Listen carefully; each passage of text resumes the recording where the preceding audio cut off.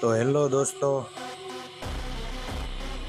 तो roll out start है Realme UI 7.0 का। तो आप सभी कर सकते हैं। बेटा बेटा वर्जन है अभी, अर्ली एक्सेस वाला। ये देखिए Realme UI 7.0। कुछ ऐसे मेजर फीचर्स नहीं आए इसमें, कुछ कुछ ही आया है। जैसे मेरे पास ये अभी Realme Narzo 18X है, उसमें कुछ ऐसा बड़ा है मेजर अपडेट नहीं है। सिर्फ होम स्क्रीन में चेंज हुआ है और थोड़े बहुत ऑलवेज ऑन डिस्प्ले AOD में कुछ अच्छा आया है बस। बाकी रिसेंट टास्क मैनेजर में कुछ भी नहीं चेंज हुआ है, और स्टॉक वाला आईफोन जैसा वो भी नहीं आया है। सिर्फ वैसा था वैसा ही है।